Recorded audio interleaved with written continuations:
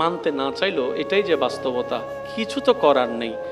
ওখান থেকেই আপনাকে কাফনটা পড়ে, গোসলটা দিয়ে কাফনটা পড়ে, দুশমনরা কিন্তু কাঁধে নিবে না, আপনার আপনজনেরাই কিন্তু আপনাকে কাঁধে করে করে নিয়ে যাবে খাটিয়াতে করে। আজকে যার জানাজা আপনি দেখছেন, কেন জানাজা দেখছেন জানেন?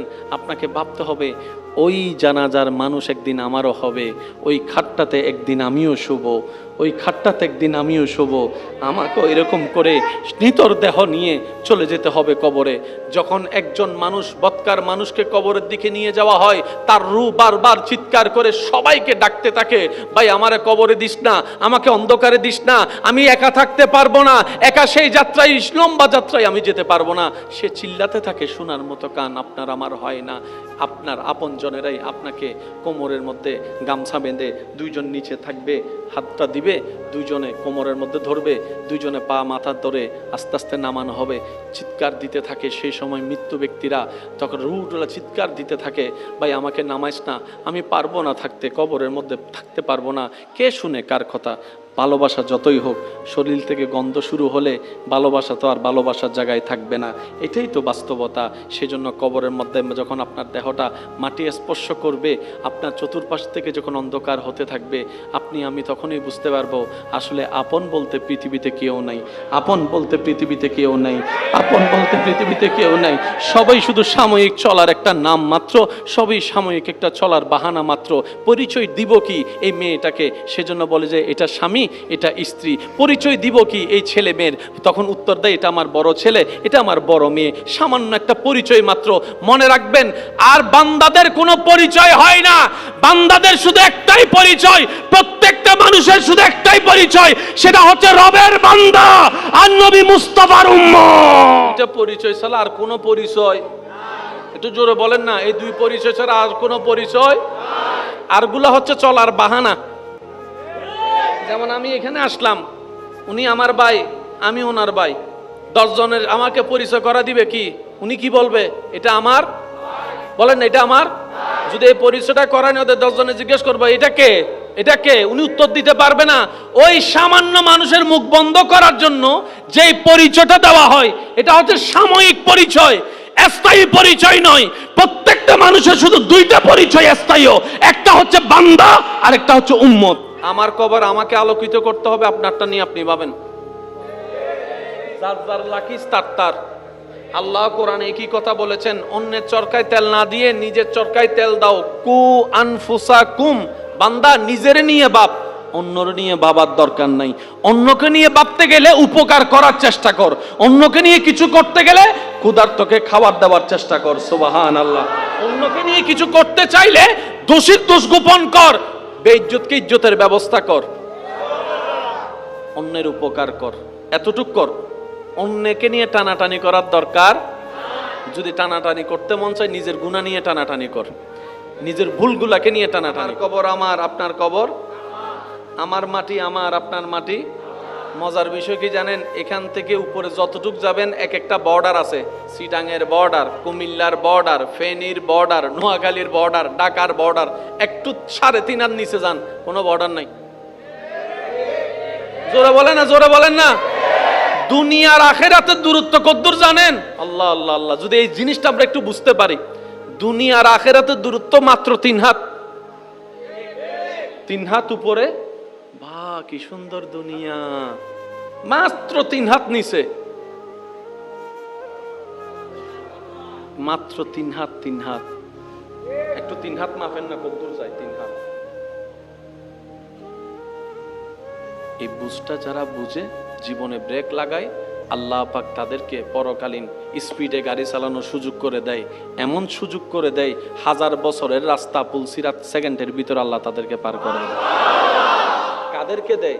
যারা দুনিয়ার চাওয়াতে ব্রেক লাগায়, স্বপ্নতে ব্রেক লাগায়। কেন ব্রেক লাগায়? যে চাওয়া শয়তানের পক্ষ থেকে, উনি ব্রেক লাগায় দেয়। যে আশা শয়তানের পক্ষ থেকে, মিন ওয়াসওয়াসিল খান্নাস, ওই সমস্ত কিছুতে যারা ব্রেক লাগাতে পারে, জান্নাতের নিয়ামত নেওয়ার জন্য আল্লাহ তাদেরকে দ্রুত জান্নাতে প্রবেশ করাই দেয়। তো লাভ যারা বুঝে, তারা বলে যে 2 দিনের লাভ নিব না, আজীবনের জান্নাতের লাভ নিব, দুনিয়াকে কোরবানি করে দিব রবের খুশির জন্য। কথা বলেন ঠিক কিনা? আল্লাহ আমাদেরকে সেই নিয়ামত নেওয়ার তৌফিক দান করুন। এবার সবাই মিলে আপনাকে কবরে রাখছে, আপনার দেহটা কাফনের এদিকে এদিকে এদিকে এদিকে খোলা থাকার কারণে সূর্যের আলো ঢুকছে।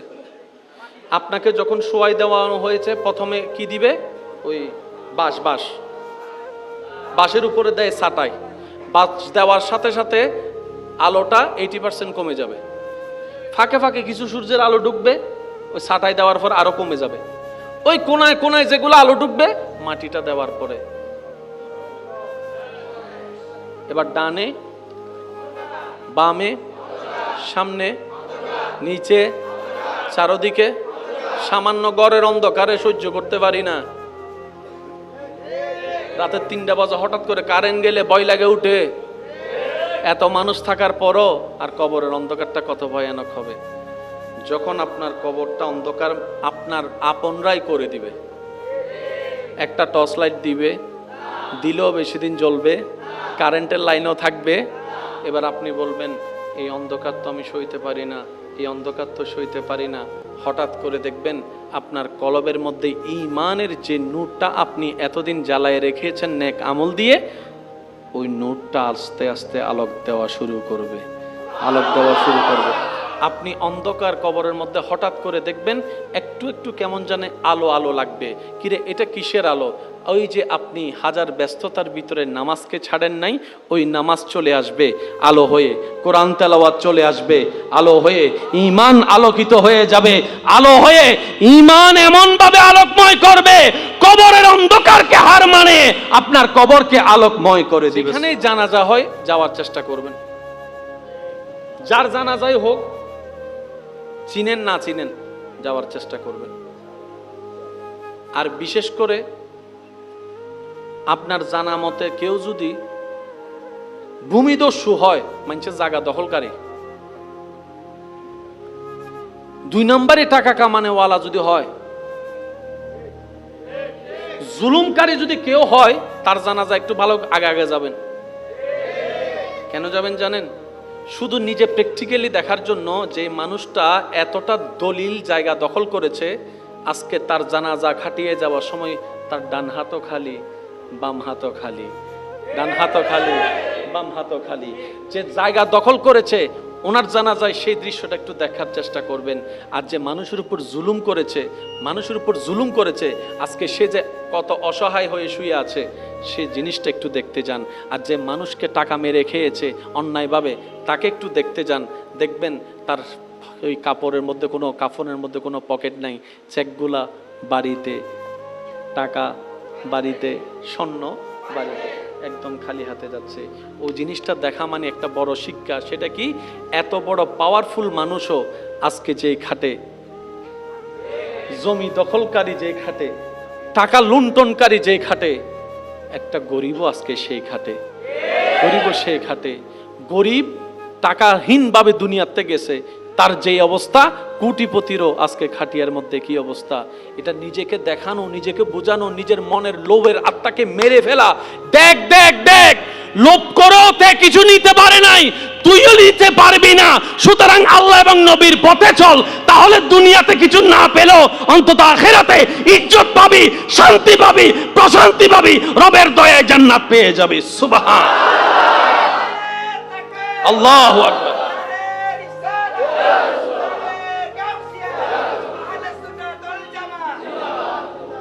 ওই কথাটা মনে রাখবেন। আমাদের আশেপাশে অনেক কোটিপতি আছে জাগাওয়ালা, আজকে নিজের ছেলে মেয়েরাও জায়গা ব্যবহার করতে বলেন না রে ভাই। নিজের ছেলে মেয়েরা জায়গাগুলা ব্যবহার করতে পারে, কে কোন দিকে খাইয়ে ফেলছে। কোন সম্পত্তি দামি জানেন? শুনেন, আল্লাহর কাছে সবসময় বলবেন, আল্লাহ অতটুক সম্পত্তি আমাকে দাও, আমার সন্তানকে দাও, আমার পরিবারকে দিও, যে সম্পত্তি পেলে দুনিয়ার কারো কাছে ভিক্ষার হাতও পাততে হবে না, তোমাকেও ভুলে যাওয়া যাবে না। আল্লাহ অতটুক সম্পত্তি আমাকে, আমার বংশধরকে দিও, যে সম্পত্তিটা পেলে তোমার দরবারে শুকরিয়ার নামাজও বাড়াই দিব, মানুষের উপর দয়ার হাতটাও বাড়াই দিব। আল্লাহ আমাকে, আমার পরিবারকে অতটুক সম্পত্তি দিও না যে সম্পত্তিটা পেলে তোমাকে ভুলে যাব, তোমার নবীকে ভুলে যাব, এবাদতের কথা ভুলে যাব, অহংকারী হব, হিংসুক হব। আল্লাহ সেই সম্পত্তি দিও না। যে সম্পত্তি পেলে দুনিয়াতেও লাঞ্ছনা, আখেরাতেও লাঞ্ছনা, ওই সম্পত্তি দিও না। অতটুক দাও যতটুক পেলে মাথা উঁচু করে দুনিয়ার সামনে বাঁচতে পারবো, আর সময়ে সময়ে নামাজের মাধ্যমে তোমার দরবারে মাথা ঝুঁকায়ে সিজদা দিতে পারবো। এটা হচ্ছে সম্পদ। জোরে বলেন দোকান কি? জোরে বলেন দোকান কি? জায়গা, টাকা, স্বর্ণ। জোরে বলেন স্বর্ণ, হীরা, গাড়ি, বাড়ি, ফ্যাক্টরি, সবগুলা সম্পদ। কিন্তু সবচেয়ে দামি সম্পদ কি শুনেন? নবী বলছেন একজন স্বামীর জন্য সবচেয়ে দামি সম্পদ হচ্ছে নেককার স্ত্রী। ইয়া রাসূলুল্লাহ, এত জিনিস থাকতে আপনি নেককার স্ত্রীর কথা কেন বললেন, নেককার স্বামীর কথা কেন বললেন? বলে যে শুনো, সে 18 ঘন্টা যেখানেই থাকুক না কেন, 8 ঘন্টা তো ঘরের মধ্যেই থাকবে, ঘুমাতে আসবে, খাইতে আসবে। রাত্রে যখন সারা দিন কাজ করে শরীর যখন টায়ার্ড হয়ে যায়, তখন শরীর কি চায়? একটু জোরে বলেন না, কি চায়? আর প্রত্যেকটা স্বামী চায় স্ত্রীর সাথে ঘুমাতে, প্রত্যেকটা স্ত্রী চায় স্বামীর সাথে ঘুমাতে, প্রত্যেকটা বাবা চায় সন্তানদের চেহারাগুলা একবার দেখে রাত্রে ঘুমাতে। এবার তুমি যখন ঘরে যাবা, তোমার বউয়ের কাছে যদি তুমি কথায় শান্তি না পাও, বসে শান্তি না পাও, দেখে শান্তি না পাও, 18 ঘন্টার 14 ঘন্টার পরিশ্রমের কোনো দাম নাই, দোকানের কোনো দাম নাই, ফ্যাক্টরির কোনো দাম নাই।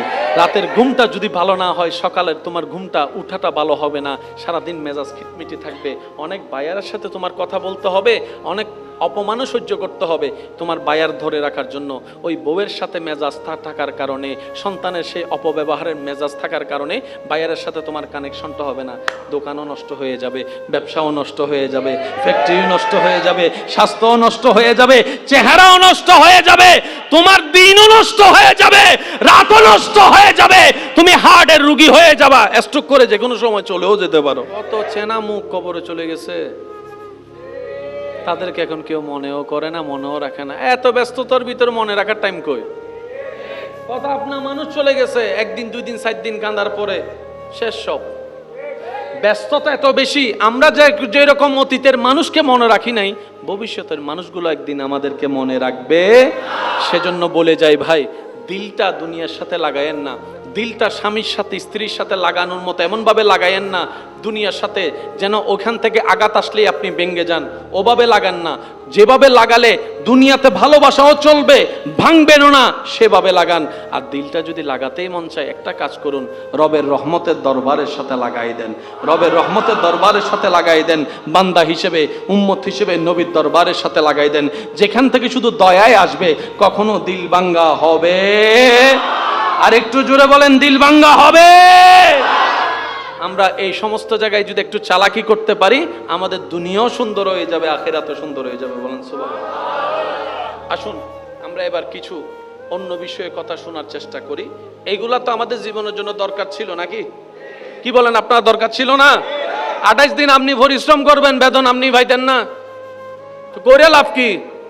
ওই যে ভাই কথা বলে না, সম্পদ কামাবেন আপনি, বুক করবে আরেকজনে, ঘর বানাবেন আপনি, আপনার ঘর থেকে মরার পর আপনাকে বের করে দিবে, দরকার কি? লাগাইয়েন না দিল অতটুক। চলা দরকার চলেন, বলা দরকার বলেন, করা দরকার করেন। মিশে যাইয়েন না, মিশে যাইয়েন না, মিশে যাইয়েন না, মিশে গেলে শেষ হয়ে যাবেন।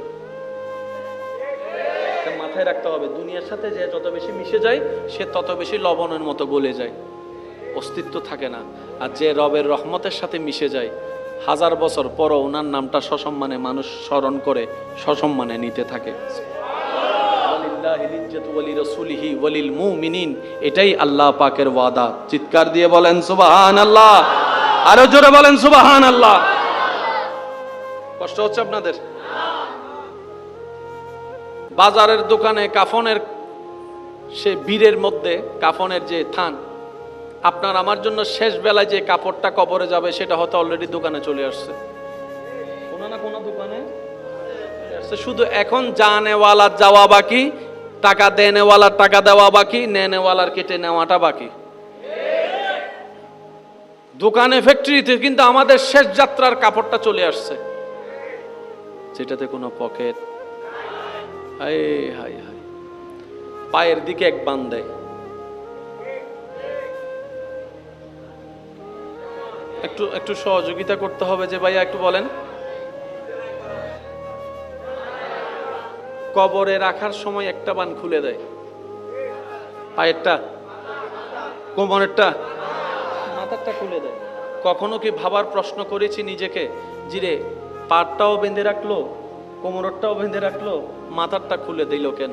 আরেকটু যদি একটু গভীরে যাই, কত নির্মমতা একটু দেখেন, যে দুনিয়ার জন্য আপনি আমি পাগল হয়ে যাই।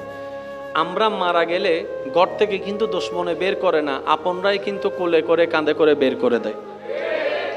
এমনও হয় যেই রুমে লাশটা রাখা হয় রাতের বেলা, সেই রুমে আর কেউ ভয়ে যেতেও চায় না। নিজের রক্তের মানুষগুলা ভয় পায় যে বাবার দেহ রাখা রুমটাতে সন্তানরা যেতে চায় না, ভয় পায়। একা রাত্রে বেলা গেলে মনে হয় যেন পিছন থেকে বাবা এসে দাঁড়ায় রয়েছে। কথা বলেন ঠিক কিনা? আপনার লাশটা ঘরের মধ্যে না রেখে বাহিরে ফ্রিজের গাড়িতে রাখা হবে। ঘরের সামনেই গাড়ি, ফ্রিজের মধ্যে লাশ।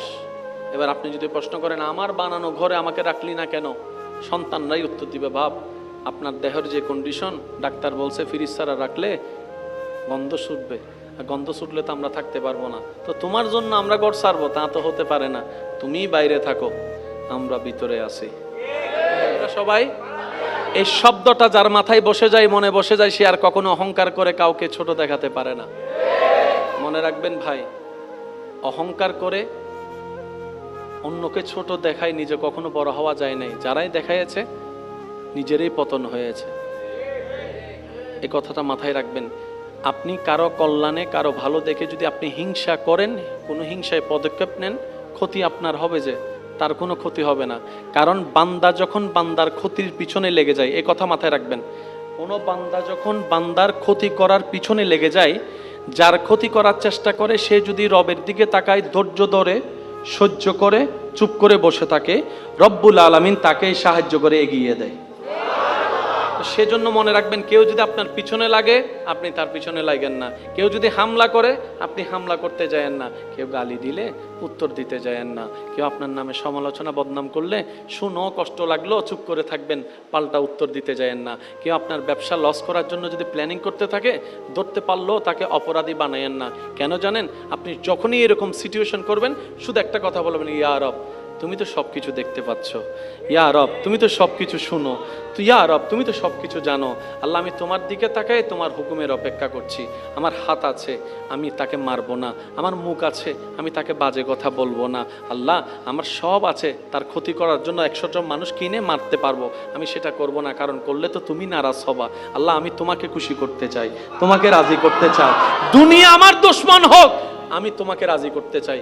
একবার বলে দেখেন, দেখেন আল্লাহ পাক আপনার পক্ষ হয়ে এমন এমন কাজ করবে যেখানে কোনো প্রমাণও থাকবে না, জয় আপনার হয়ে যাবে, সম্মান আপনার হয়ে যাবে, রিজিক আপনার বরাদ্দ হয়ে যাবে বেশি আকারে। সুবহান। সেজন্য বলা হয় ইন্নাল্লাহা মা'আস সাবিরিন। আল্লাহ কার সাথে? ধৈর্য ধারণকারীর সাথে। বলেন তো আল্লাহ কার সাথে? আমি সবার একটু আওয়াজ চাচ্ছি, আল্লাহ কার সাথে? তো বিপদ যদি আপনার না আসে ধৈর্য ধরবেন কেমনে? তো ধৈর্য ধারণ করার জন্য তো বিপদ আসতে হবে, ধৈর্য ধারণ করার জন্য তো গালি শুনতে হবে, ধৈর্য ধারণ আছে কি নাই ক্ষমতা সেটার জন্য তো মাই তিনটা খাইতে হবে, ধৈর্য ধারণ আছে না নাই সেই ক্ষমতা আপনার মধ্যে, সেজন্য তো আপনার পিছনে শত্রু থাকার দরকার আছে। শত্রু যদি না থাকে আপনি পরীক্ষা দিলেন কই ধৈর্য আছে না নাই প্রমাণ কেমনে হবে? সেজন্য সব খারাপ খারাপ হয় না, কিছু খারাপের ভিতর আরেকটু মন খুলে কিছু খারাপের ভিতরে। অনেক সময় ঘর থেকে বের হওয়ার সময়, অন্য জায়গায় যাওয়ার সময় ওই উচাট খাই, বের হওয়ার সময় অনেক সময় বাঁধা খাই না, উচট খাই না, তা মুরব্বী হলে কি হয়, ও মা তো না বাজে মা হদভূত একখানা বউ এখন নজাইস ইন কি আই কে নজায়, আই শুধু বাস্তবতা হইতে নজাইস, তারপরেও যদি উজ্জত করে যাই হন না হন হতেই যাই, বুঝি বুঝি ঠিক হন, ঠিক না বে ঠিক? বহুত প্রমাণ আছে। আল্লাহ কেঙ্গরে হত্যার নি, আল্লাহ কে হতানো হয়, আল্লাহ কে হতা হয় না। কিন্তু আল্লাহ পাক বান্দারে বাঁচা বেললে কিছু দয়া করে, ইয়েন কি অনার মনমিতি কিছু জিনিস জানাই দেয়। অনার বাইরে তো লিখুন মার মন জানাই দিই এইটার বাড়ি তো মানা কর, 5 মিনিট বাদে বাড়িতে হোক, 5 মিনিট বাদে বাড়িতে হোক। এই মার হতানো নিয়ে রে যে 5 মিনিট বসছি ওই অ্যাক্সিডেন্ট তো বাঁচে কি সুবহানাল্লাহ না হর কা। আচ্ছা যারা বই দেখুন ইতারা চুপ করি তাহন, আর যারা চেয়ারত বসুন ইতার একবার হন চাই সুবহানাল্লাহ। এন্ড কি অনা বিয়া এলা আসান একে টানকা দিতে লাগবে না, অনা চুপ তাহন, শুধু চেয়ারও একবার হন চাই সুবহানাল্লাহ। মাশাআল্লাহ, টাইগার হাইয়ারে মারার দাও আসিবে। এবার চেয়ারওয়ালা চুপতা হেবেন, আর ভাই যারা ইন্দি নিচে বসুন ইতার একবার হন চাই সুবহানাল্লাহ। এবার যারা তিয়ে দেখুন ইতার একবার হন চাই সুবহানাল্লাহ। এবার উড়ে নিচে ডাইনে বামে আল্লাহর বান্দা বেগুন একবার হন সুবহানাল্লাহ। ইয়া না বুঝা যাত দে বাজি আল্লাহর বন্ধকল বসি সুবহানাল্লাহর আওয়াজ শুনে শয়তান পালাবে। কথা বলেন ঠিক কি না? মনে রাখবেন যে সমস্ত সন্তানেরা মা বাবার কথাকে 2 পয়সার দাম দেয় না, মা বাবার আদেশ নিষেধকে 2 পয়সার দাম দেয় না, তাদেরকে দুনিয়া এমন একটা ট্র্যাপে ফেলে, দুনিয়া তাদেরকে মা বাবার কথার দাম বুঝাই দিয়ে ছাড়ে। এ কথা মাথায় রাখবেন সব সময়। মা বাবা মন থেকে যেটা বলে সেটা অকল্যাণ হলো, মার মুখ থেকে বের হলে আল্লাহ সেখানে কল্যাণ দিয়ে দিবে। সুবহানাল্লাহ জোরে বলেন না। সেজন্য বলা হয় মায়ের দোয়া বিফল নাই, বাবার দোয়া বিফলে নাই, ওস্তাদের দোয়া বিফলে নাই, মুরব্বির দোয়া বিফলে নাই।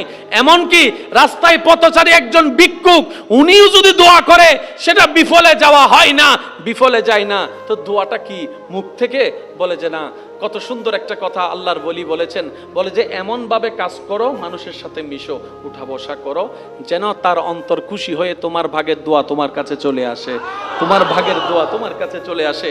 কারো কাছে যেন ভিক্ষা করতে না হয় দোয়ার জন্য, কারো যেন ভিক্ষার জন্য চাইতে না হয় দোয়ার জন্য।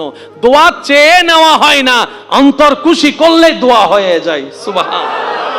আর প্রত্যেকটা দোয়া বিপদ কাটে। সুবহানাল্লাহ। প্রত্যেকটা দোয়া বিপদ কাটে। আচ্ছা ওই এমনি ঠিক না ঠিক যেগুলো আমরা অনেক সময় বলি এরকম না, বাস্তব হইলে বললেন। এখানে অনেক ভাইয়েরা আছেন, পড়ালেখা তো কম বেশি সবাই করেছেন, করছেন, আছে না? অনেক সময় যে বিষয়ে ফাঁস করার কথা না, এই অটো ভাষক গুলো সুগরি থেকে তো সনা মাথার দে বাস্তব না, বাস্তব আপনারা বলেন না। আনসার করছে ফোন যাইস হয়ে গেছে সাইড ওই নাইলে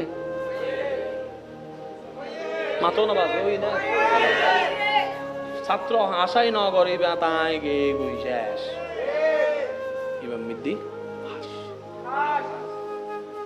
কি রে হাম হুন্দি হইলো, হাম হুন্দি হইলো, হাম হুন্দি হইলো, হাম এতে পরীক্ষা দিয়ে আইয়ারা যাতে হাঁদের গরত বই বই মা আইয়ারা দেখাতে ফোয়া হাঁদের কিরফুত ও মা হাঁদর দেখিলে বাবা আজিও তো শেষ, আজি আর রসায়ন পরীক্ষাত মিদি ডাব্বা, আই আজি ম্যাথমেটিক্স মিদি ডাব্বা শেষ, আর 1 বছর শেষ।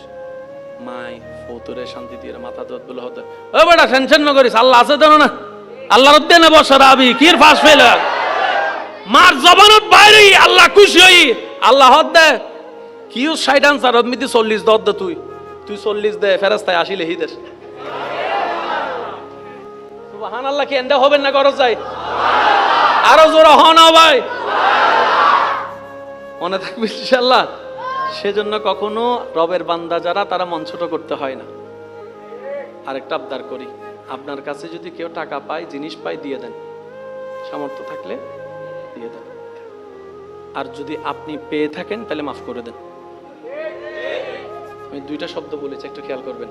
যদি আপনার থেকে কেউ পায় সামর্থ্য থাকলে দিয়ে দেন, সামর্থ্য না থাকলে তার সাথে একটু সাক্ষাৎ করে পারলে দিব, না পারলে দাবি রাখিস না, মাফ করে দেন। তুই 5 লাখ পাস ধর, আমি তোরে 2 লাখ দিচ্ছি ভেঙ্গে ভেঙ্গে, আমারও তো লস, দেখ দিলাম, বাকি 3 লাখ তুই আমার মাফ করে দিস।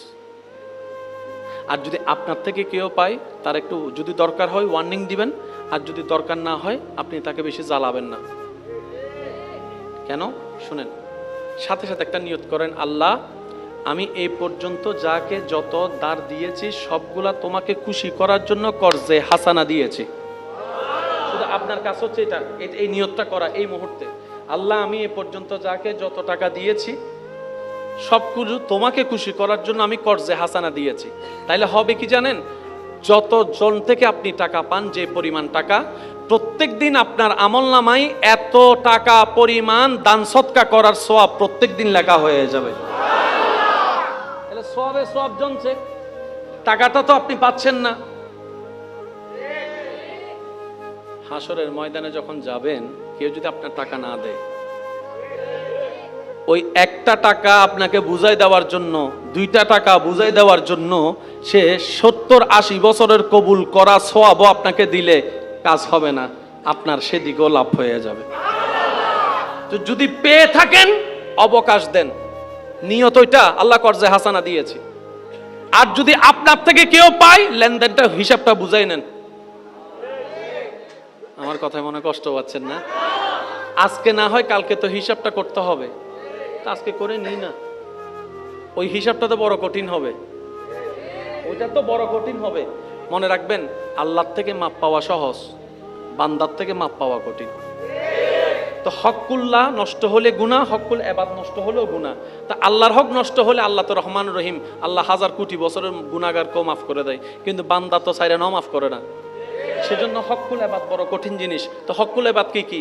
মুখের হক, হাতের হক, চোখের হক, কানের হক, ব্যবহারের হক, ব্যবসার হক, লেনদেনের হক, টাকার হক, জমিনের হক, ঘরের হক, সংসারের হক।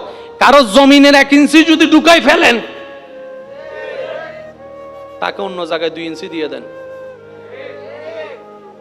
লাভ কি হবে আপনার জানেন? দুনিয়া তো ইজ্জত আপনার বংশের হবে, যে আর কারো হবে না। কিভাবে বুঝাই আমি আপনাদেরকে?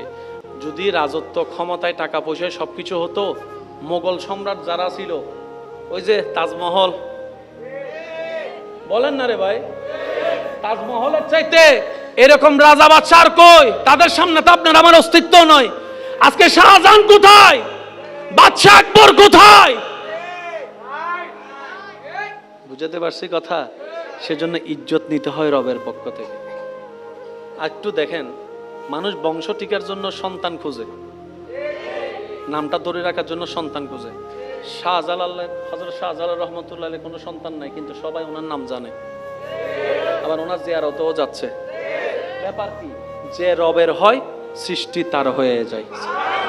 যে রবেরকে খুশি করতে পারে, সৃষ্টি জগৎ তারকে খুশি করার পিছনে লেগে যায়। সেজন্য নিয়ত রাখতে হবে সবকিছুর পিছনে, আমি আমার আল্লাহকে খুশি করতে চাই, আমি আমার রবকে খুশি করতে চাই, আমি আমার রহমানকে খুশি করতে চাই, আমি আমার রাজ্জাককে খুশি করতে চাই। আপনার প্রত্যেকটা সেকেন্ড যখন রবের খুশির পিছনে লেগে যাবে, রব বলবে যে তুই দুনিয়াতে কোন রকম নিজেকে কষ্ট করে ধৈর্য ধরে আমি রবকে খুশি করে আসার চেষ্টা কর। তুই দুনিয়াতে নিজেকে সেভ করে ব্রেক লাগাই স্বপ্ন চাওয়ার মধ্যে শয়তানের মুখে জোতার বাড়ি দিয়ে আমি রবকে সন্তুষ্টি করার চেষ্টা করে তুই কোন রকম কবরে আয়।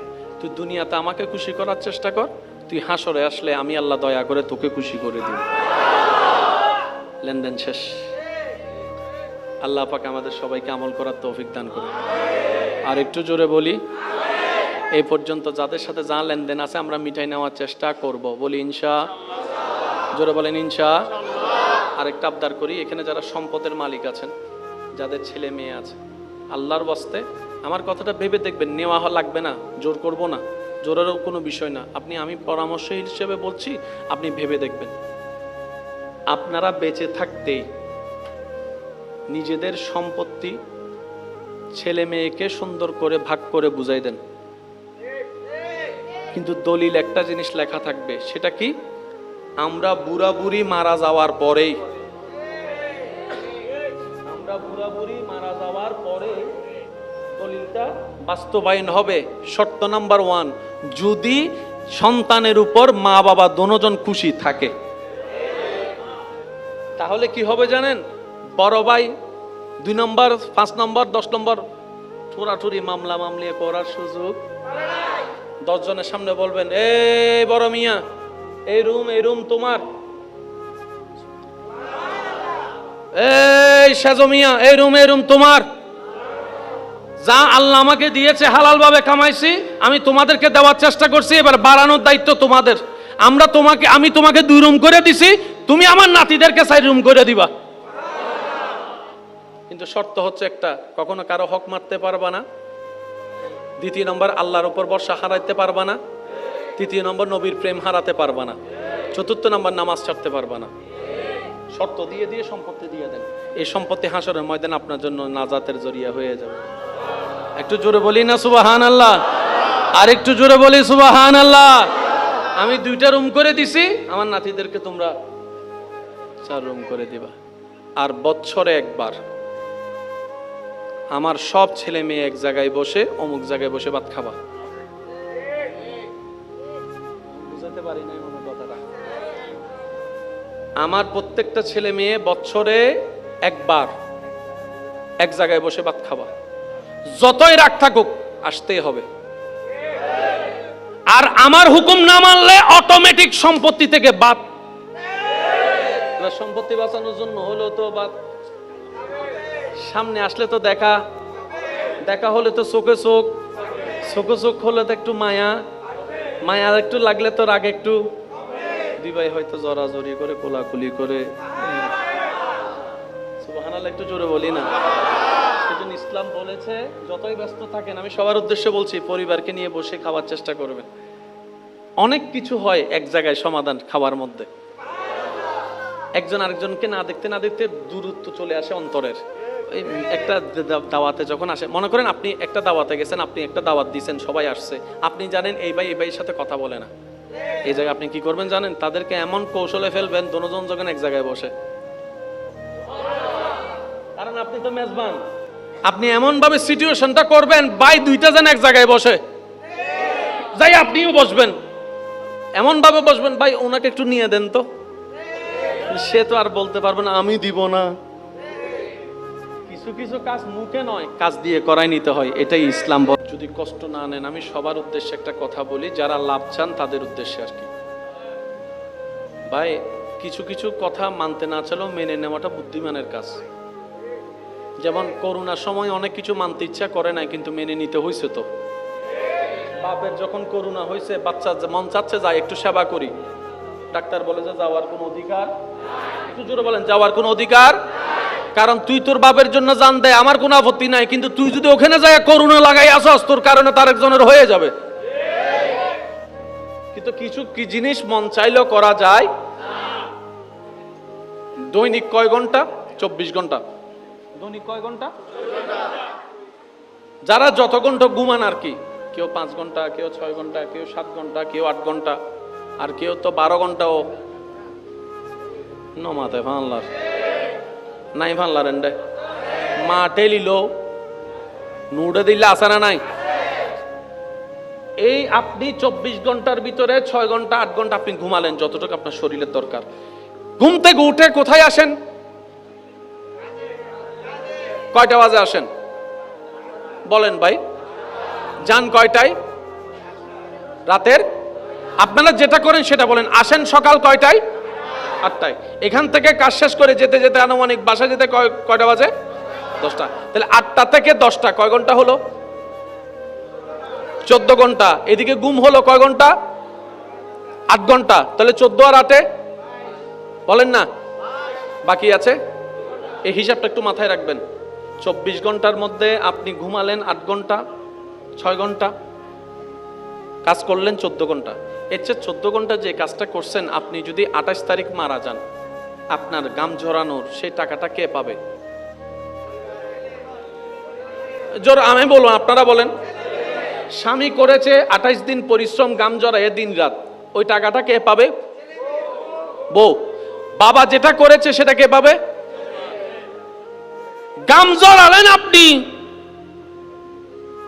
পরিশ্রম করলেন আপনি, উর্গুমা থাকলেন আপনি, নির্গুম থাকলেন আপনি, খাওয়া ছাড়া ছিলেন আপনি, বস্তা নিলেন আপনি, পা ব্যথা আপনার, কোমর ব্যথা আপনার, শক্তি গেল আপনার, বেতন আপনার বউ নিচ্ছে কেন? সন্তানে নিচ্ছে কেন?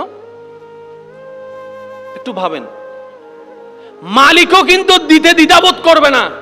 এবার আপনি মালিককে কবর থেকে কল্পনা করে প্রশ্ন করেন, ও মালিক 28 দিন পরিশ্রম করছি আমি, বেতন ওদেরকে দিলেন কেন? মালিক বলবে, তুই তো বেটা ওদেরকে খাওয়ানোর জন্যই পরিশ্রম করছস, তাই তোর পরিশ্রমের বেতনটা তো ওরাই পাবে। স্বামী করে বউয়ের জন্য, বাবা করে সন্তানদের জন্য, বাবা করে সন্তানদের জন্য। তাহলে পরিশ্রম আপনার, বেতন পাচ্ছে অন্যরা, তার মানে কি আপনি আমরা অন্যদের জন্য গাথা গাথা খাটিছে। সবাই আমরা অন্যদের জন্য গাদার খাড়া খাটিছে। কয় ঘন্টা আমি বলবেন, আপনারা বলেন। আর এটাই নিয়ম, গাদার খাটা কাটতে হবে। কয় ঘন্টা? ঘুম কয় ঘন্টা? 14 আর 8 বাকি আছে। এই অঙ্কটা যদি বুঝতে পারি আমাদের জীবনটা সাকসেস হয়ে যাবে। সুবহানাল্লাহ, আরো জোরে। 24 ঘন্টায় নামাজ কয় ওয়াক্ত? ফজরের নামাজ কয় রাকাত? 4 রাকাত পড়তে কয় মিনিট লাগতে পারে? আচ্ছা 10 মিনিট ধরলাম। ফজরের নামাজ 10 মিনিট, জোহরের নামাজ 12 রাকাত পড়তে কত লাগতে পারে? 20 মিনিট। 10 এ 20, জোরে বলেন 10 এ 20। আসরের নামাজ 8 রাকাত পড়তে কত লাগতে পারে? 15 মিনিট অথবা 20 মিনিট ধরেন। তাহলে 20 এ 20 আর এদিকে কত? 10, কত হলো? মাগরিব পড়তে কত লাগবে? 20 মিনিটে ধরেন, কত হয়েছে? এশারের নামাজ আপনার পড়তে কত লাগবে? 20 মিনিট, আধা ঘন্টা ধরেন, তাহলে কত হলো? 100, হ্যাঁ 120, 90 মিনিট হয়েছে। তো 90 মিনিটে কয় ঘন্টা? 1.5 ঘন্টা। বাকি ছিল কয় ঘন্টা?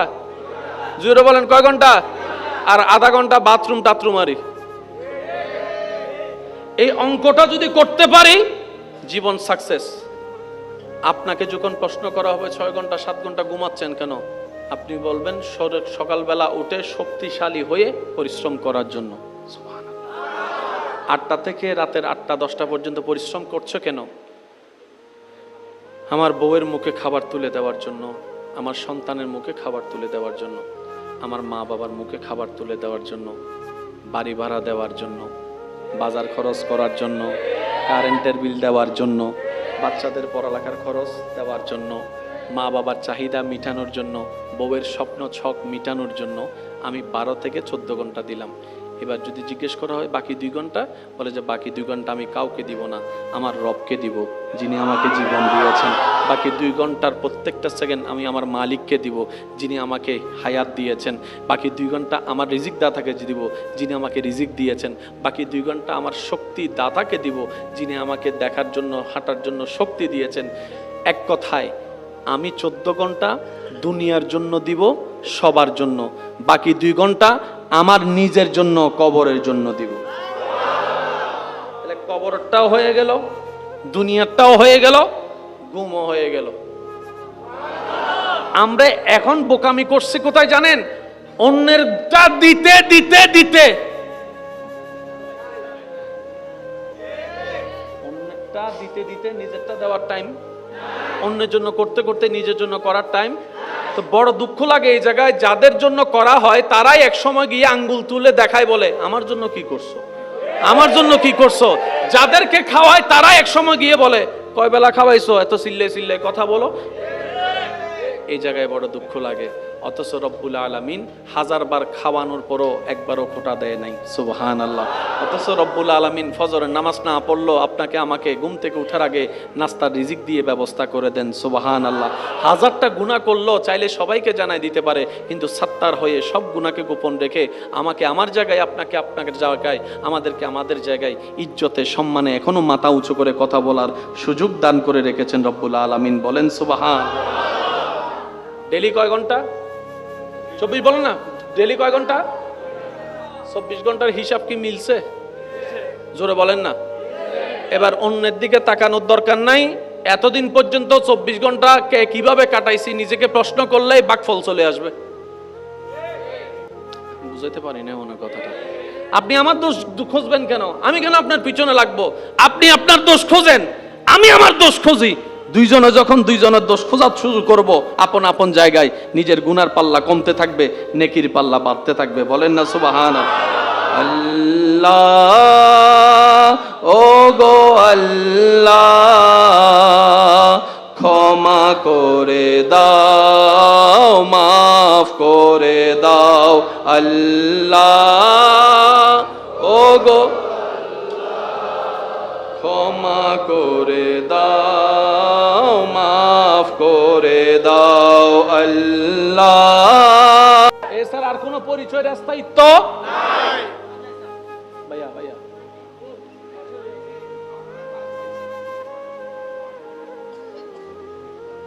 কষ্ট নিয়ে না, আমার কথা এটা হয় কি, এটা আমারও হয়, আপনারও হবে। ওই কথা বলতে বলতে সাইড থেকে যদি একটা কথা আসে সেটা কানে লাগে, মনোযোগ বলে না, মনোযোগ, এটা আপনারও হবে আমারও হবে। ওই এই জায়গাটা আবার সেই জায়গায় ফিরে আসে একটু কষ্টকর, যেখান থেকে যাওয়া হয় সেখানে। কথা বলেন ঠিক কিনা? কষ্ট নিচ্ছেন আমার কথায়? গাইল দিলে দিবে দেরি পরে,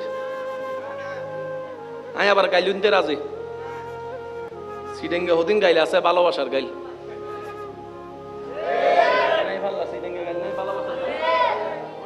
দাদা অকলে নাতিরে গাল টানি টানি হতে ওরা আলা মাথা না বাজি, দাদাই নানায় নাতির গাল টানি টানি আলা হয়ে যায়। ডাক দাদা ইবে কি গাইল না আদর? সিডেঙ্গে বহুত গাইলে আছে, ইবে অন্যলা গাইল ইত্তারে আর আল্লাহ জোর হন না। এন্ডা হদুন বন্ধু বন্ধু আছে, নাম ধরি নডাহে ডাইরেক্ট গাইল দি ডাক দাদা নাই ভাই আল্লাহর কেন ইলে নমাতিকে দেখি ওয়া সিডেঙ্গে মানুষ তাইলে মাইটু রোহিঙ্গা তাইলে সুগরিতা হোক। সিডেঙ্গে আছে না? সিডেঙ্গে আছে না? সিডেঙ্গে আছে না? একবার হ মারহাবা। ইয়া না বুঝা যাতে মেজবাইনে গোস্তা হইন না মানুষ বসি লেবুরে সুগরি তাইলে বুঝা যায় না বাজি বজন হষ্ট বাদ্য বুঝির। আল্লাহ ইয়ারা বেগুনের বুঝিবে তৌফিক দান করুন। না না করিত পারি, তোমার রোড বন্ধ যা দিয়ে নলে চিন্তা করিত না। আর তারা রোড করে তো বজনের গাড়ি বন্ধ হয়ে যাবে, হষ্ট হয়ে যাবে না। আর আপত্তি নাই, আর আপত্তি নাই। মানুষের হষ্ট, মানুষের হন হষ্ট নেই চিন্তা করিতে। একবার হন মার হাবা, আরো জোরে হন মার হাবা। ইমানদার ভাইয়েরা, দুইটা পরিচয় কি বললাম? একটা হচ্ছে বান্দা আর একটা হচ্ছে, জোরে বলেন, একটা হচ্ছে বান্দা আর একটা হচ্ছে। এই দুই পরিচয় ছাড়া আর কারো স্থায়ী কোনো পরিচয়, কারো কোনো স্থায়ী পরিচয়, আর সবগুলা অভিনয়। সবগুলা কি অভিনয়? বাপ মারা গেছে, সন্তানেরা 7 দিনের দিন এক জায়গায় বসে বাক করার জন্য জায়গা। আর হতাম বুঝো না, আর আপত্তি নাই। যেহেতু তোমার রাস্তা এবার গাড়ি ঘোড়ার রাস্তা, তোমার কোনো সমস্যা না হলো ভাই।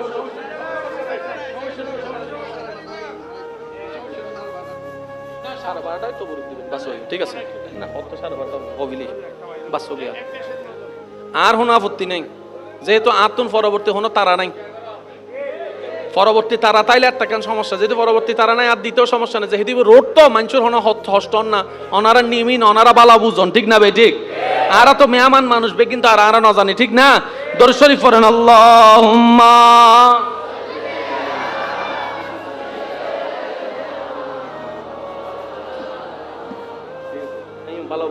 ওয়ালা আলে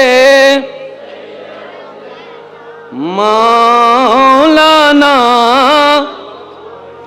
এবার সবাই একটু মনোযোগ দিয়ে বলেন, একবার বলেন মারহাবা। বাস বাস বাস বাস বাস, একবার বলেন মারহাবা। আমাদেরকে আল্লাহ ডেইলি কয় ঘন্টা দিছে? আমরা ঘুমাবো কয় ঘন্টা? ডাক্তারের হিসাবে 6 ঘন্টা 8 ঘন্টা পারফেক্ট ঘুম, 6 7 8। আর বাকি 14 ঘন্টা কাকে দিব? পরিবারকে। বলেন কাকে? আর বাকি 2 ঘন্টা দিব কেন? নিজের কবরটা যেন হিসাব মনে থাকবে ইনশাল্লাহ। এর চাইতে সহজ আর কোনো হিসাব আছে ভাই? আমি 2 ঘন্টা দিব আমার কবরে শান্তি থাকার জন্য, আমি 14 ঘন্টা দিব পরিবারকে শান্তি রাখার জন্য। সুবহানাল্লাহর জোরে বলি। আল্লাহ পাক আমাদেরকে এই নিয়মে আমল করার তৌফিক দান করুন। ইমানদার ভাই, প্রত্যেকটা শব্দ একটু মনোযোগ দিয়ে শ্রবণ করবেন। আলা আলে সাইয়্যিদিনা আল্লাহুম্মা সাল্লি আলা মাওলানা মুহাম্মাদ ওয়া আলা আলি মাওলানা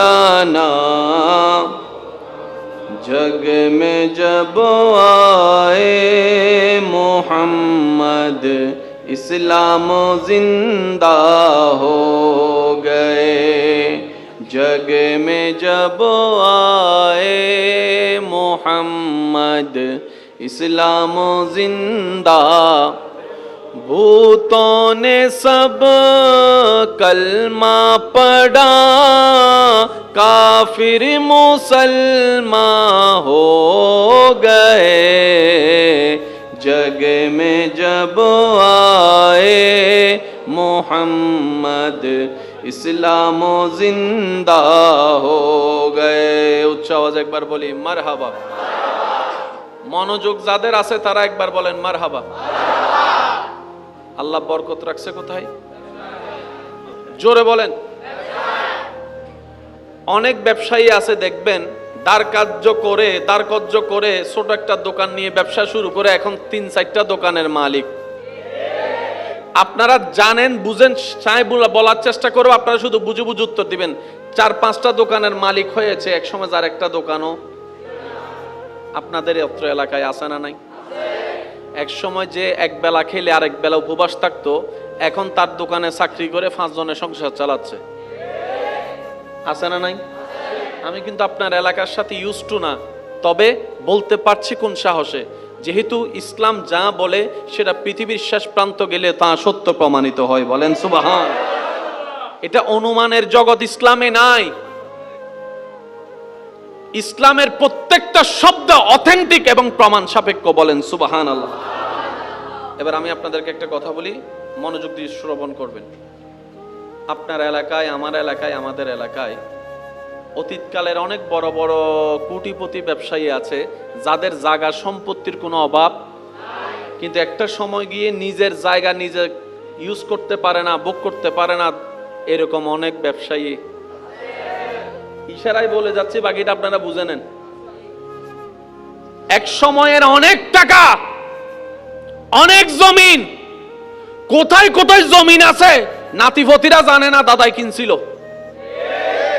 বড় বড় ব্র্যান্ডের নাম কিন্তু অন্যরা দখল করে বসে আছে অন্যরা বুক করতে আছে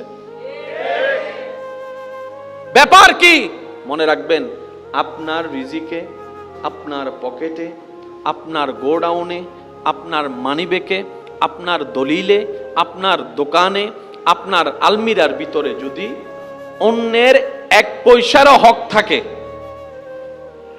কয় পয়সা বলেছি শুধু 1 পয়সা আমি একটা টাকার কথা বলছি না একটা পয়সারও যদি হক থাকে সেটা আপনি আপনার সন্তান না হয় নাতিদের আমলে না হয় নাতির ঘরের পতিদের আমলে সেটা অন্যের কাছে চলে যাবে কারণ আহকামুল হাকিমিন ন্যায় বিচারক যার প্রাপ্য যতটুকু কোনো না কোনো ভাবে সেটা তার কাছে পৌঁছায় দেয় সুবহানাল্লাহ জোরে বলি তো দাদা কামাইলো নাতি যদি খাইতে না পারে সে সম্পত্তির দরকার কি একটু জোরে বলেন না রে ভাই এমন কোন দাদা আছে যে নিজের জন্য কামাই না সবাই নাতিদের জন্য স্বপ্ন দেখে বাবারা কামাই সন্তানদের জন্য দাদা নানারা কামাই নাতিদের জন্য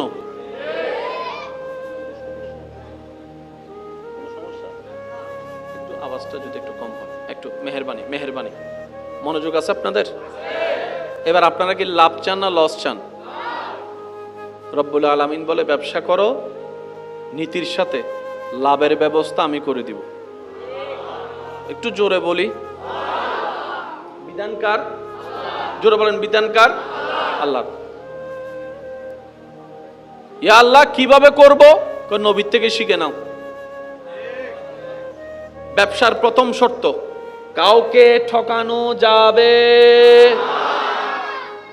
অন্যরা ঠকাক আপনি ঠকায়েন না বরকত আপনার খুঁজতে হবে না আপনার ঘরে বরকত আচ্ছা আপনি ব্যবসা করে কামালেন 10 লাখ টাকা আপনার ছেলে একটা অসুস্থ হয়ে খরচ হয়ে গেছে 50 লাখ টাকা লাভ হইল না লস হইল এই ব্যবসা করে লাভ কি জোরে বলেন না একজন দেখনেওয়ালা আছে না? এই সমস্ত জায়গায় যদি আমরা একটু নিজেদেরকে ব্রেক লাগাতে পারি, লাভটা কি হবে দেখেন। ফিদ দুনিয়া হাসনাতাও ওয়া ফিল আখিরাতি হাসানা। ব্যবসা এমন একটা নিয়ামত, করার মতো করতে জানলে দুনিয়াও আপনার জন্য কল্যাণের হবে এবং সওয়াবের পাহাড় হাসরের ময়দানে জমে যাবে। দিয়েছেন কে?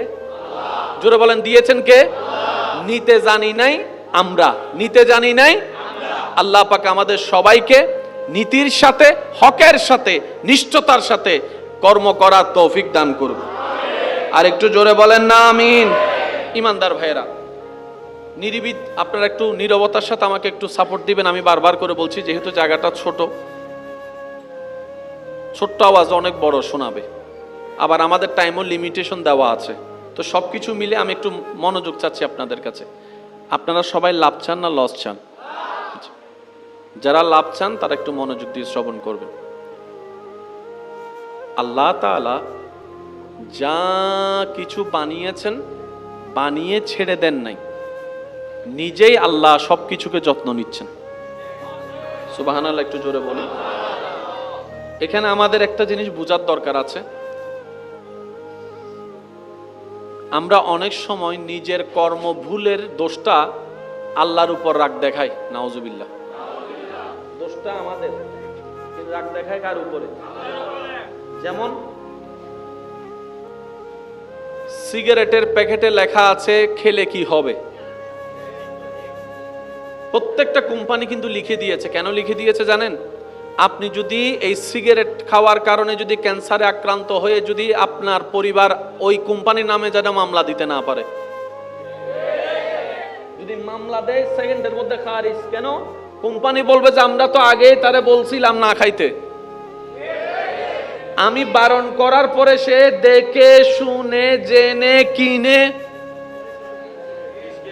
তা আমার তো আর দোষ? আমি তো প্যাকেটে লিখে দিয়েছি ধূমপান ক্যান্সার হয়, ধূমপান মৃত্যু ঘটায়, তারপরে সে খাইছে কেন? আমার তো দোষ। সাথে সাথে মামলা খারিজ। বুঝতে পারছি আমি কথা? আল্লাহ তাআলা আমাদেরকে যেমন কিছু নিয়মও জানিয়ে দিয়েছেন, কিছু কাজের নিষেধও করে দিয়েছেন। বলেন না ভাই, করছেন না? আচ্ছা, সুদ খাওয়ার নিষেধ কার?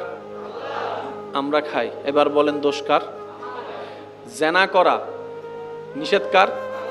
করি কারা? ঘুষ খাওয়া নিষেধ কার? খাই কারা? মা বাবার সাথে বেয়াদবি করা নিষেধ কার? করি কারা? নামাজ পড়ার নির্দেশ কার? পড়ি না কারা? দোষ কার? জোরে বলেন না, দোষ কার? চোখ দিয়েছেন দেখার জন্য। জোরে বলেন। রাস্তা দেখে শুনে পার হওয়া আপনার দায়িত্ব। আপনি যদি রাস্তায় পার হওয়ার সময় কানের মধ্যে দুইটা হেডফোন ঢুকাইয়া, বড় হেডফোন ঢুকাইয়া মোবাইলে ফেসবুক চালাইয়া যদি ডাইনও না দেখেন বামও না দেখেন, গাড়িওয়ালার দোষ দিয়ে লাভ কি? আমি কি বুঝাতে পারছি? তো প্রত্যেকটা কিছুর মধ্যে একটা কথা মনে রাখবেন, আমাদের অনেক ভাই বোনেরা অনেক ক্ষেত্রে গিয়ে আল্লাহকে একটু ভুল বুঝে, এই জিনিসটা না জানার কারণে। সৃষ্টি জগতে, আমি সবার মনোযোগ চাচ্ছি, সৃষ্টি জগতে দুইটা সৃষ্টিকে আল্লাহ সাময়িকভাবে স্বাধীনতা দান করেছেন। কয়টা? একটা হচ্ছে জিন, আরেকটা হচ্ছে মানুষ। সুবহানাল্লাহ বলি। এই দুইটা সৃষ্টিকে আল্লাহ সাময়িকভাবে স্বাধীনতা দান করেছেন, তোদের যা মন চায় তা কর। আমি আল্লাহ ভালোটাও জানাই দিলাম, খারাপটাও জানাই দিলাম। মন চাইলে ভালো কর, মন চাইলে খারাপ কর। আমি আল্লাহ, তোরা যতদিন বেঁচে থাকবি আমি আল্লাহ সেগুলোতে ইন্টারফিয়ার করব না। তবে মনে রাখিস, ইজা জুলজিলাতিল আরদু জিলজালাহা ওয়া আখরাজাতিল আরদু আসকালাহার মাধ্যমে কুল কায়নাত ফানা হয়ে যাবে, কিয়ামতে হাসর হয়ে যাবে। হাসরের সময় এসে আমাকে সবকিছুর হিসাব দিতে হবে। মিসকালা যাররা, যাররা যাররা আমাকে হিসাব দিতে হবে। কাদের থেকে হিসাব নিবেন? জিন জাতি থেকে, মানব জাতি থেকে। সূর্য থেকে আল্লাহ হিসাব নিবে না। কেন? সূর্যের শেষ লগ্ন থেকে আজীবন আল্লাহর নিয়ন্ত্রণে। আল্লাহ সূর্যকে স্বাধীনতা, সেজন্য আদম আলাইহিস ইসলামের আমলও সূর্য যেদিকে উঠছে এখনো। না সুবহানাল্লাহ ঘরে যাই বলেন, আর একটু আস্তে করে বলেন। আল্লাহ সূর্যকে স্বাধীনতা দেয় নাই, তাই সূর্য একই নিয়মে চলে।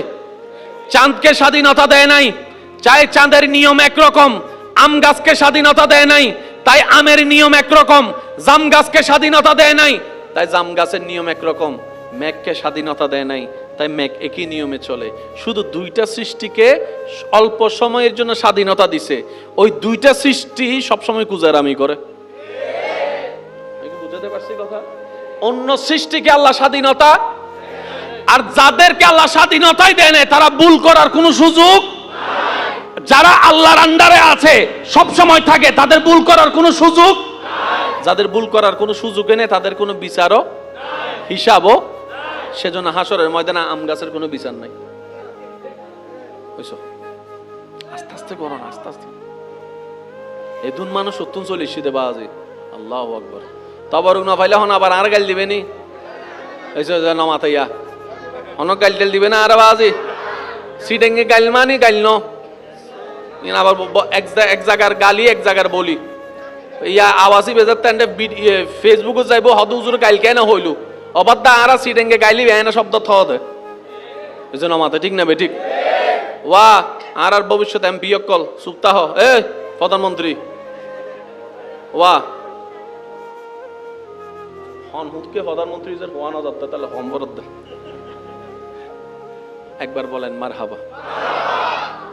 আম গাছের কোনো স্বাধীনতা, গাছের আপনার সূর্যের কোনো স্বাধীনতা, জিব্রাইলের স্বাধীনতা, জোরে বলেন মিকাইলের স্বাধীনতা, ইসরাফিলের স্বাধীনতা, আজরাইলের স্বাধীনতা, আমাদের স্বাধীনতা, আমাদের স্বাধীনতা, আমাদের স্বাধীনতা, আমাদের স্বাধীনতা, আমাদের স্বাধীনতা। রব্বুল আলামিন বলে তোমাদেরকে জন্মের থেকে বুঝ হওয়া পর্যন্ত, এই বুঝ থেকে মরণ পর্যন্ত আমি আল্লাহ বিবেক দিয়ে দিলাম, দেখার জন্য চোখ দিয়ে দিলাম, শোনার জন্য কান দিয়ে দিলাম, ধরার জন্য হাত দিয়ে দিলাম, চলার জন্য পা দিয়ে দিলাম, বলার জন্য মুখটা দিয়ে দিলাম। এবং আমি এটাও জানাই দিলাম বান্দারে চোখ দিয়ে যদি কাবা দেখো আমি আল্লাহ খুশি হয়ে যাব। সুবহানাল্লাহ। চোখটা দিয়ে যদি তুমি মসজিদ দেখো আমি আল্লাহ খুশি হয়ে যাব। চোখটা দিয়ে যদি তুমি মা বাবার চেহারাটা দেখো মায়ার নজরে আমি আল্লাহ খুশি হয়ে তোমাকে সওয়াব দান করে দিব। সুবহানাল্লাহ। চোখটা দিয়ে যদি তুমি একজন বৃদ্ধ মানুষকে গর্তে পড়া থেকে যদি হাতটা দিয়ে টেনে তোলো, হাতের ব্যবহারটা সুন্দর করো, আমি আল্লাহ খুশি হয়ে যাব। বান্দারে তোমার মুখটা দিয়ে যদি কোরআন তেলাওয়াত করো আমি আল্লাহ খুশি হয়ে যাব। সুবহানাল্লাহ। যাকে তাকে বড় ছোট সবাইকে যদি মুখ দিয়ে সালামটা দাও আমি রব খুশি হয়ে যাব। সুবহানাল্লাহ। ভালো কাজের আদেশ যদি দিতে পারো, মন্দ কাজ থেকে যদি মানুষকে সুন্দরভাবে নিষেধ করতে পারো জবান দিয়ে আমি আল্লাহ খুশি হয়ে যাব। একজন ক্ষুধার্ত মানুষকে যদি খাবারের ব্যবস্থা করে দিতে পারো আমি আল্লাহ খুশি হয়ে যাব। কেউ বিপদে পড়েছে দৌড়াই গিয়ে পায়ের ব্যবহার করে তুমি যদি তাকে উদ্ধার করতে পারো, সাহায্য করতে পারো, আমি রব খুশি হয়ে যাব। চোখের কোন কোন ব্যবহারে আমি খুশি হব সেটাও জানাই দিলাম। চোখের কোন কোন ব্যবহারে আমি আল্লাহ নারাজ হব, গুনাহ দিব সেটাও জানাই দিলাম। এবার দেখা না দেখা তুমি বান্দার ইচ্ছা, আমি আল্লাহ কিচ্ছু বলবো না। তবে মনে রেখো হাসরে এসে আমাকে পার সেকেন্ডের হিসাব বুঝাই দিতে হবে, পার সেকেন্ডের হিসাব বুঝাই দিতে হবে। এক একটা সেকেন্ড আমি রবকে বুঝাই দিতে হবে, যা আমি দিয়েছি সব হিসাব আমাকে বুঝাই দিতে হবে। যদি হিসাব বুঝাই দিয়ে আমাকে খুশি করতে পারো তাজরি মিন তাহতিহাল আনহার ওয়ালা জান্নাত আমি আল্লাহ তোমার নামে বরাদ্দ করে দিব। সুবহানাল্লাহ। আর যদি আমাকে খুশি করতে না পারো ফি নারে জাহান্নাম আগুনের মধ্যে আমি তোমাকে নিক্ষেপ করব। আল্লাহ আগুনে নিক্ষেপ করবা কেন? রব বলে যে আমাকে যে খুশি করতে পারে তার জন্যই রয়েছে জান্নাত। সুবহানাল্লাহ। মনে থাকবে ইনশাআল্লাহ? জোরে বলি ইনশাআল্লাহ, আরো জোরে বলেন ইনশাআল্লাহ। এবার বলেন প্রত্যেকটা জায়গায় পজিটিভ নেগেটিভ আছে না নাই? লাইটের ভিতরে, সাউন্ড বক্সের ভিতরে, মোবাইলের ভিতরে, প্রত্যেকটা জায়গায় পজিটিভ নেগেটিভ আছে। এবং কি আপনার আমার শরীরের ভিতরেও পজিটিভ নেগেটিভ আছে।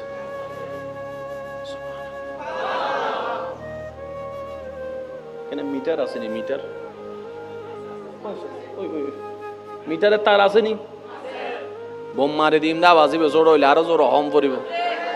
দুইটা তার আছে, সুন্দর করে যাই একটু ভালো করে খেয়াল করে দেখেন, একটা তামার মতো তার মাটিতে গেছে। জোরে বলেন না, কি আর গরত না বেগুনের গরত আছে? কেন? ওই জিনিসটা কি? এটার নাম আর্থিং। এই সামান্য আর্থিংটা যদি না দেন, ছোট্ট ছোট্ট বল্ব ফুটে যেতে পারে, পুরা ঘর ইলেকট্রিক শর্ট হয়ে যেতে পারে। এবার যে কোনো ইলেকট্রিক মেশিনকে আমার ভাই যদি আজকে আর্থিং দিয়ে থাকে, মাইকওয়ালা ভাই, ওনাকেও জিজ্ঞেস করেন, আজকে না দিলে অন্য সময় দেয়। এই আর্থিংটা দেয় কোথায়? আপনারা বলেন না, কোথায় দেন? কেউ প্যারাক দিয়ে দেয়, কেউ একটা থামা দিয়ে দেয়, লোহা দিয়ে দেয়। মাটির ভিতরে এমন একটা জিনিস আছে আল্লাহ পাক দান করেছেন, আপনি কারেন্টটা এনেছেন নিজের অন্ধকার ঘরে, কারেন্টের মাধ্যমে আলো জ্বালানোর জন্য লাইট দিয়ে, আপনি যদি লাইটের মধ্যে সব দেন, এনার্জি ফুটে যাবে। কারণ সব জায়গায় পজিটিভও আছে, নেগেটিভও আছে। এই আর্থিংটা কি করে? যতটুক লাইটের দরকার মিটার থেকে সাপ্লাই দিয়ে আপনার সেই জায়গায় পৌঁছায় দেয়, বাকিগুলাকে মাটির মধ্যে। একটু জোরে বলি না সুবহানাল্লাহ? আরো জোরে বলেন। মাটির মধ্যে সেই সুযোগ দিয়েছেন কে? আরো জোরে বলেন কে?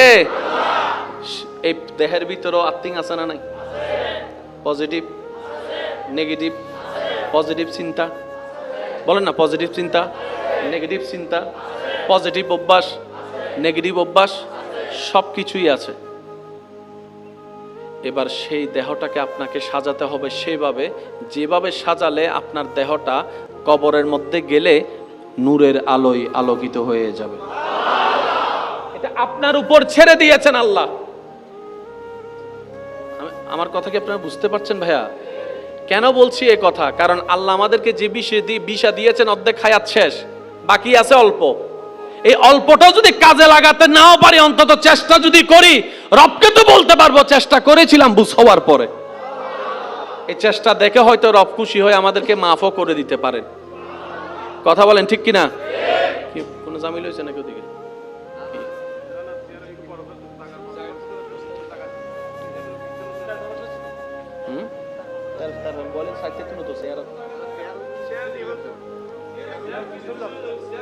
আগে করতে এগুলা আয় সুন্দর হইনা পারো জায়গায় না আরো বড় লাগতো বা আইলে করতে করতে তো টাইম অর্ধেক যাবে। একটু দরুদ শরীফ পড়ি। আল্লাহুম্মা সাল্লি আলা মাওলানা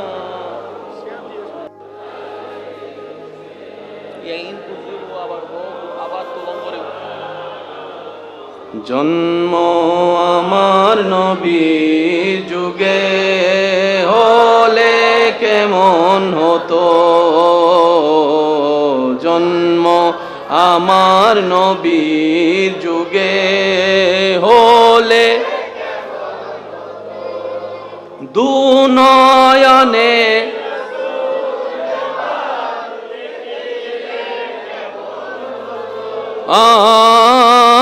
দুনয়নে দেখিলে কেমন হতো, জন্ম হলে কেমন হতো। আসতো বেশে হযরতে বিলালের মধুর আযান, যে আযানে মুগ্ধ রহমান, দয়াল নবীর পিছে নামাজ পড়লে।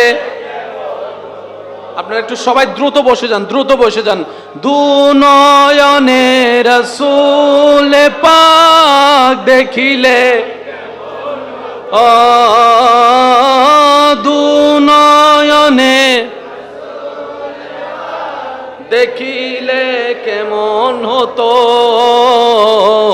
জন্ম আমার নবীর যুগে হলে হতো। উচ্চ আওয়াজ একবার বলেন মারহাবা।